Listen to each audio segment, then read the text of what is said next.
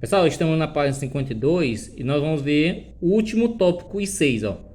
Invenções gregas, o teatro, a filosofia. O teatro antigo se desenvolveu a partir do século 6 a.C.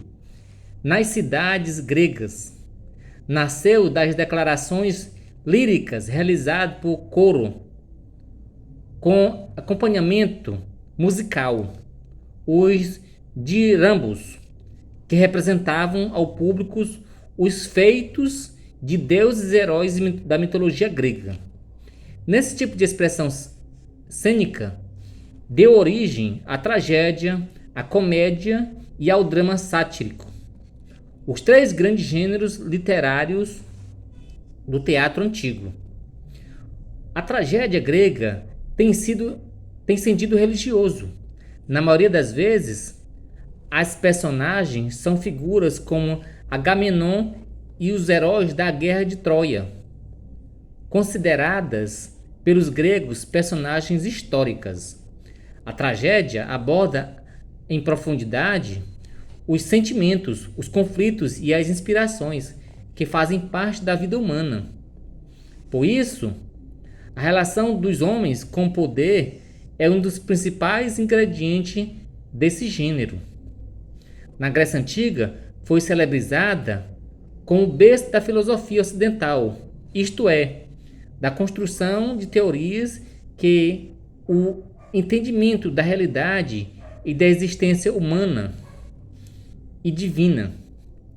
No século V a.C., deu uma verdadeira revolução filosófica, com Sócrates, autor do método conhecido como maiêutica, que pode ser resumido na frase: conheces a ti mesmo. Sócrates proferiu a frase: só sei que nada sei, reconhecendo os limites do ser humano para alcançar a sabedoria plena. O maior discípulo de Sócrates foi Platão, autor do livro A República, em que propõe um modelo de Estado na qual o poder seria exercido pelos filósofos e não pelos guerreiros, porque os filósofos seriam os homens mais próximos do conhecimento em estado puro. Aristóteles, discípulo de Platão, foi também um grande filósofo grego. Escreveu sobre diversos assuntos, incluindo física, matemática, zoologia, política, moral e certamente sobre filosofia. Segundo Aristóteles, a dúvida é o princípio da sabedoria.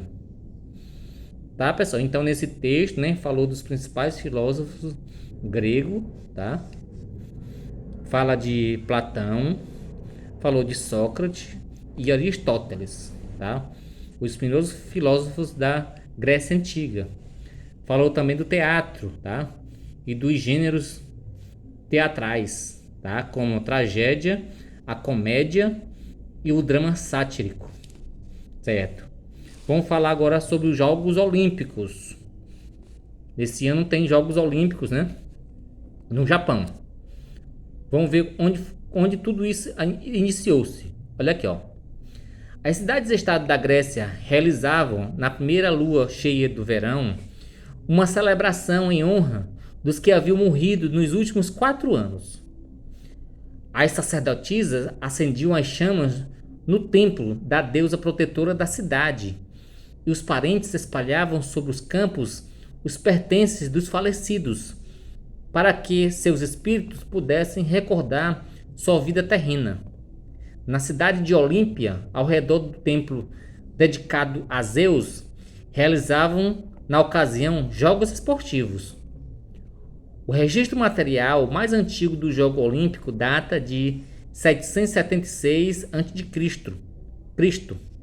Trata-se de um disco de pedras encontrado no templo de Hera, em Olímpia, que fez referência à suspensão da guerra e à manutenção da paz entre as cidades durante os Jogos. Entre os gregos, a Olimpíadas tinha um sentido religioso e cívico. Certo, pessoal. Então, nas linhas anteriores, né, falando sobre os Jogos Olímpicos, né, que era realizado nas cidades gregas de 4 em 4 anos, tá? E os Jogos Olímpicos têm um caráter religioso entre os gregos, como nós acabamos de ver. Olha aqui, ó. Alguns deuses do Olimpo.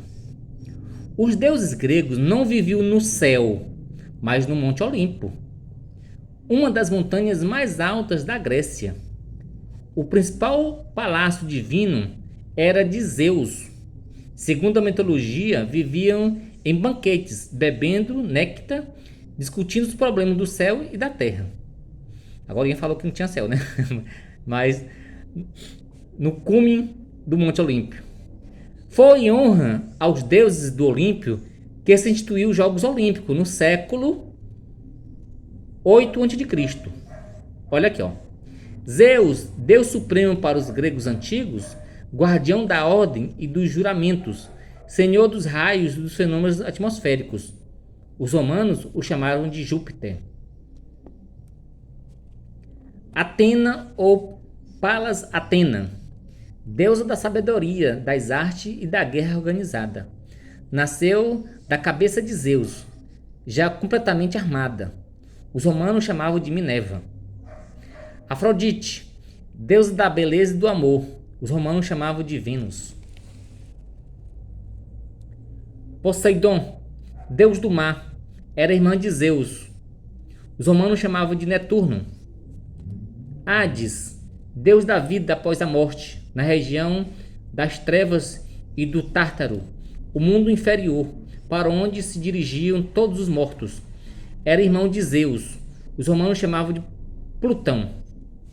Apolo, deus do sol, da música, da adivinhação e da medicina. Era filho de Zeus e da deusa Leto. Os romanos chamavam de Febo. Dionísio, deus da videira e do vinho, chamado pelos romanos de Baco. Ero, deus do amor, jovem alado com o arco do amor. Era filho de Afrodite e de Ares. O do caos, os romanos chamavam de Cupido. Eolo, deus dos ventos, governava os 4 problemas do céu e da terra. Era filho de Poseidon. Os romanos conservavam seu nome, tá? Então, pessoal, aí para cada deus grego, os romanos o redefiniram, né? Quer dizer, colocaram outro nome, tá? Uma das características dos deuses gregos é que os deuses tinham os mesmos defeitos dos homens. Por exemplo, Zeus, né? Ele traía sua esposa, tinha vários filhos, tá? Era um garanhão, tá? Tá bom? Pois é, até mais.